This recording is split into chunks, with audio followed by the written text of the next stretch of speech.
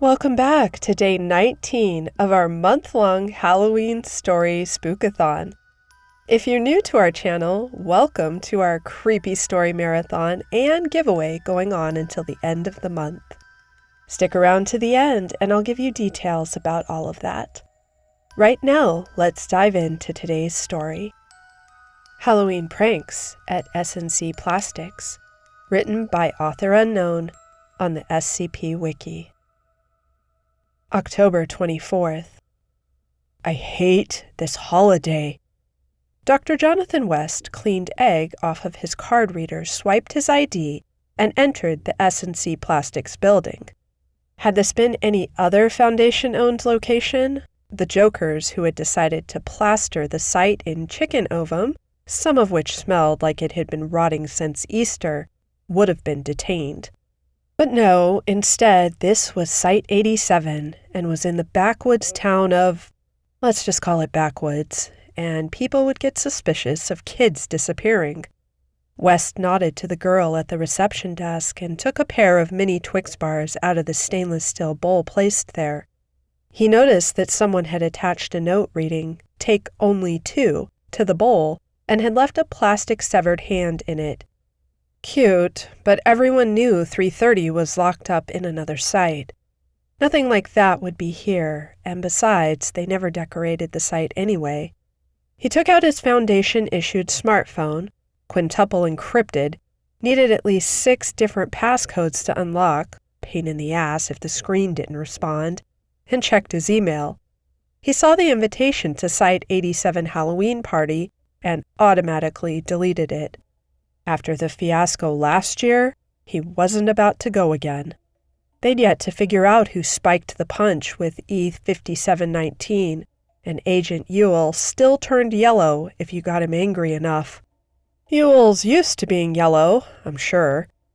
Also, in his email was an invitation to Dr. Pickman's online seminar regarding anomalous works of literature. Maybe I'll go to one of Pickman's lectures when he stops being such a self-important blowhard. A reminder from Dr. Margaret Reese in biology that it was his turn to pick up coffee tomorrow, and something about a pool for buying Halloween candy.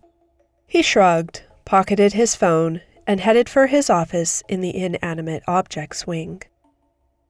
October 25th. Oh, come on! Twice in 2 days? Once again, Site 87's exterior was coated with eggs, and this time toilet paper too. The security staff were scratching their heads, but West had to give the pranksters credit. They were efficient. In the space of only a single night, they had practically mummified Site 87 with sticky egg, residue, and toilet paper all over. On his drive around town to the local Dunkin' Donuts, he had seen that about a quarter of the houses had been either egged, TP'd, or both. The rest was perfectly intact, with their jack-o'-lanterns grinning, their fake cobwebs untorn, and the foam gravestones sticking out of their yards unbroken. Security was baffled nonetheless. In the break room, the guards were talking about how nobody showed up on the hidden cameras, and that the eggs and rolls of Charmin were being thrown at the building from just out of frame. When security actually went outside the building to confront the vandals, nobody was there.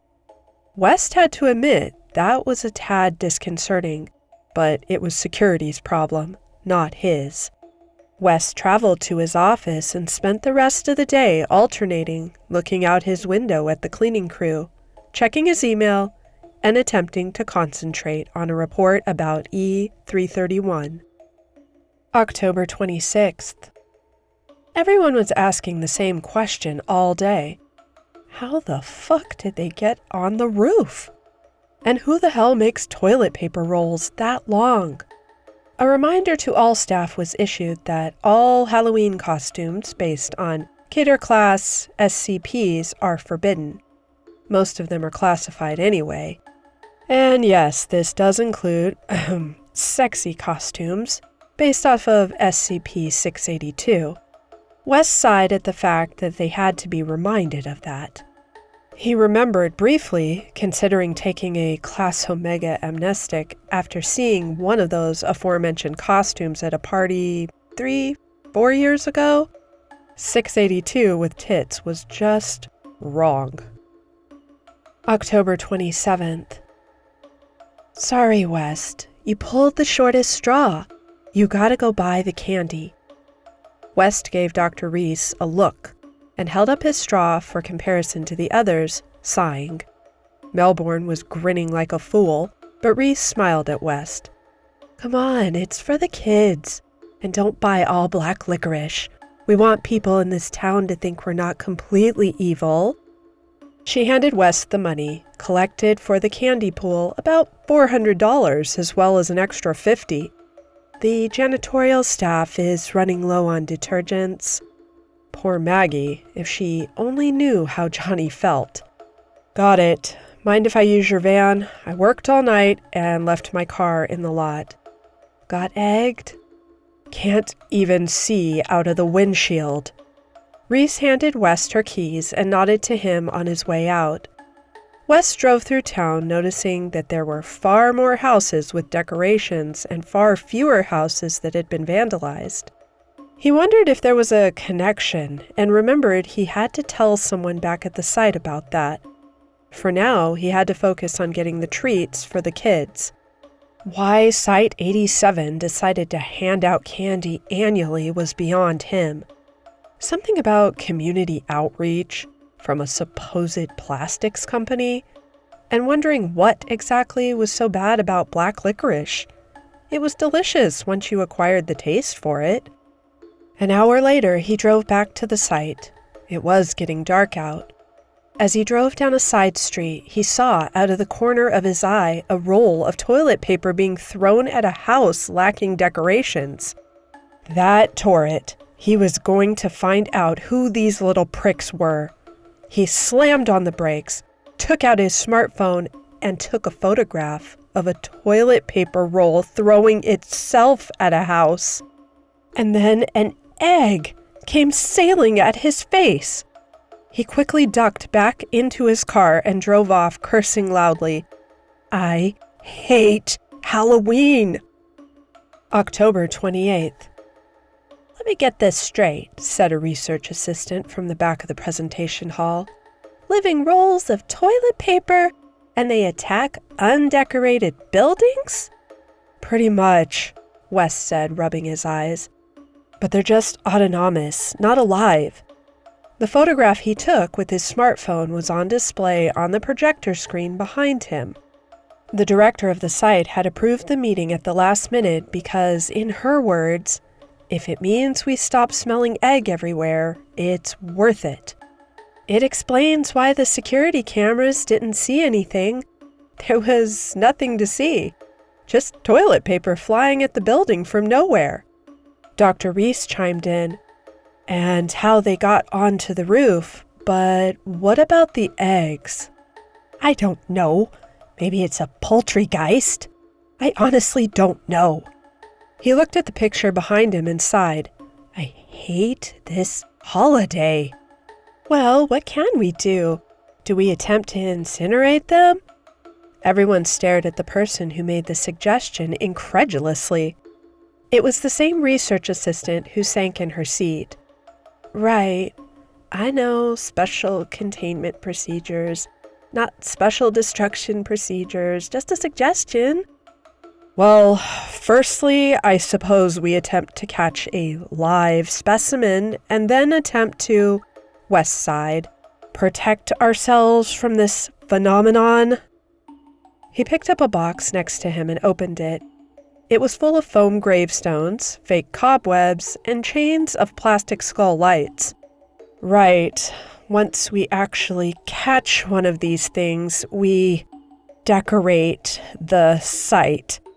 I've asked the horticultural department to provide a number of pumpkins for those of you who want to do jack-o'-lanterns, and you'll find decorative materials by all the entrances. Any questions? Reese smirked at West. I thought you hated this holiday, Jonathan. Desperate times, Doctor.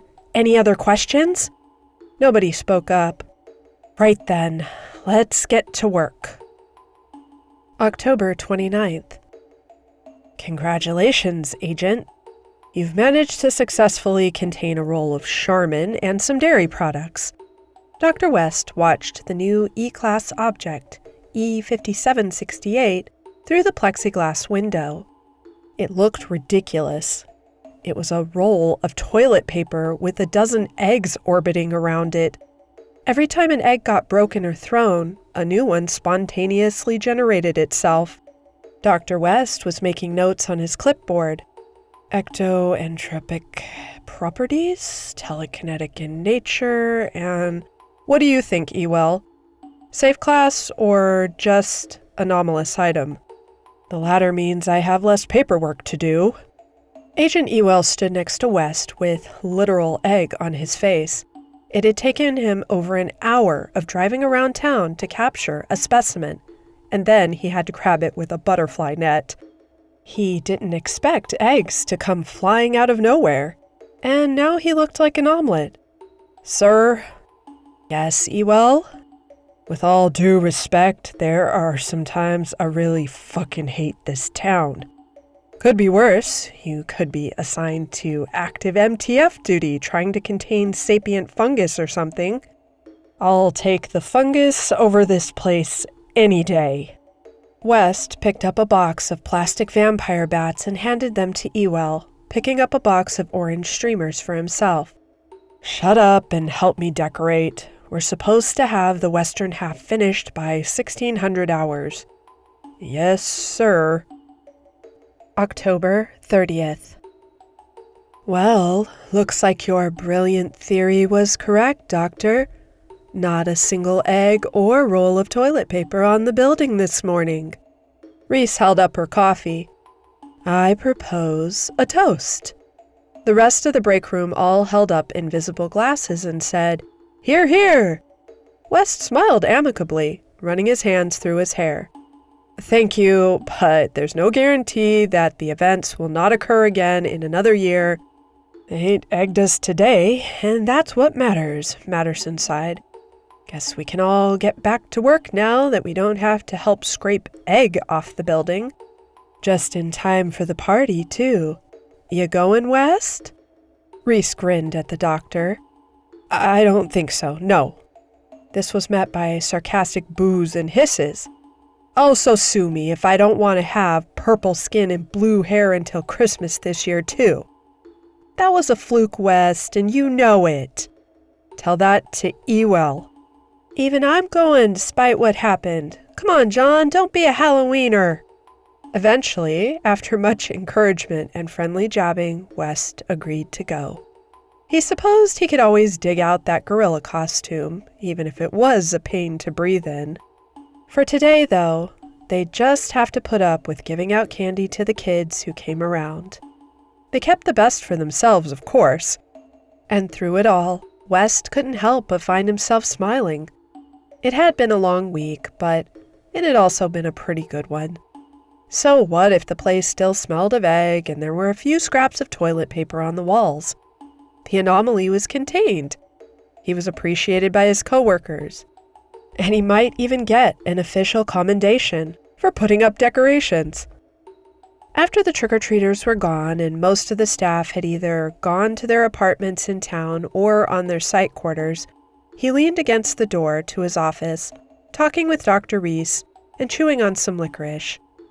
You know, Reese said, if I didn't know better, I'd say you're starting to like this holiday, Mr. Grinch. It's nice enough, I suppose. He looked at his watch. 5 minutes till Halloween. After tomorrow, this crazy month will finally be over. October 31st. This is Halloween, this is Halloween. Reese grinned at a rather unamused-looking Dr. West. At least, he looked unamused because of the gorilla mask.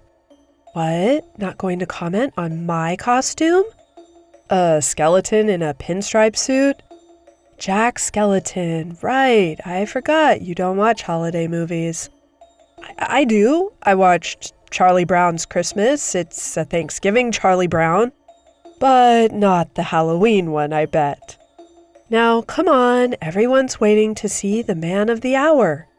She dragged him towards the break room, where a techno version of the Phantom of the Opera was playing. Everyone was dressed up in hokey costumes, and thank God nobody was dressed as a skip. Everyone who recognized Dr. West gave him a pat on the back. Everyone was dancing, and the punch wasn't spiked. Well, there was some vodka in it, but no amnestics, no chemicals that alter skin color, nothing anomalous. It looked like it was going to be a good night. And then the containment breach alarms went off along with the music. Everyone groaned, and the site director, dressed as the Black Knight from Monty Python, stepped up to tell everyone that it was a small breach. Only one item, safe class. It was at that exact time that E-5768 flew into the room. Everyone flinched at the menacing roll of Charmin floating 3 meters above the ground, threatening to throw eggs at anyone who moved. It floated over to the DJ booth and bumped into the record player, started it up again, and then E-5768 started dancing, if you could call it that. It wiggled and swayed about in midair, doing elaborate loops and trailing paper behind it. Everyone stared. "Should we contain it?" Boris Badanov, a.k.a. Agent Ewell, looked around the room at everyone, wishing he had his .45. "Well," Dr. West said, "I suppose it's not hurting anyone, so long as it's not flinging eggs around randomly. I guess it can wait until morning." Everyone nodded in agreement. The world wasn't going to end because a sentient roll of toilet paper wanted to have a good time. The party continued long into the morning hours of November 1st, after Halloween was officially over. Dr. West and Dr. Reese were the last to leave the party, after West had escorted E-5768 back to its containment chamber. He held his gorilla mask under his arm and sighed. "Have I ever told you how much I love this time of year?"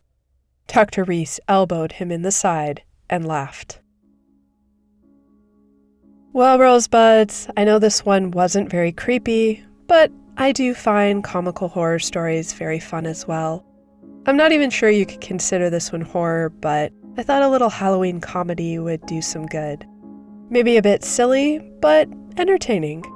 So tell me, Rosebuds, were you a trickster on Halloween, or did you just go out for the candy like most of us?